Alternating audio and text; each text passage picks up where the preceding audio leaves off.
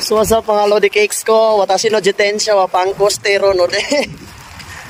Anata no kokiri o kaste moraimasen ka? So manghirap tayo magbukas ng kokiri gawa ng flat po yung bike natin. So umuulan pa ngayon, grabe. Napakaswerte natin. Inabot tayo ng swerte dito sa Japan. First time po mangyari sa akin ito na ma-flat po yung bike ko, no. Nasa mga almost 1 year and 4 months na po ako nakabalik dito sa Japan, nandito sa Japan.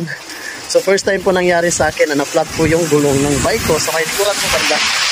So sad to say, naglalakad tayo ngayon almost 1 hour away sa apartment. So ito yung pinakamahirap dito sa Japan pag nag-jitensya tayo. Kasi pag once naabutan tayo ng swerte, na-flat yung gulong natin, wala, lalakad talaga tayo. Kasama pa yung bisikleta natin. So happy pa rin tayo, no?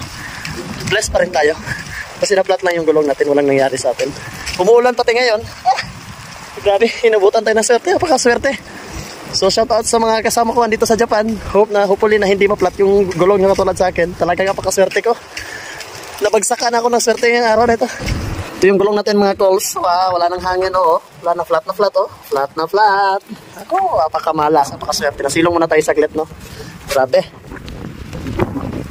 So hindi pa naman tayo pwedeng mabasa ngayon ng ulan mga calls. Gawa ng ang dami nating binuhat na maleta ngayon dito sa airport. Naku po, sobra, nagpasisag libo yun ang bato ngayon na maleta.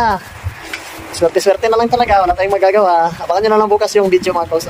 Mag-upload din tayo. Ayusin natin yung bisikleta natin, bibili tayo ng pang-toolkit dito sa Daiso. Mura lang yan, kuya.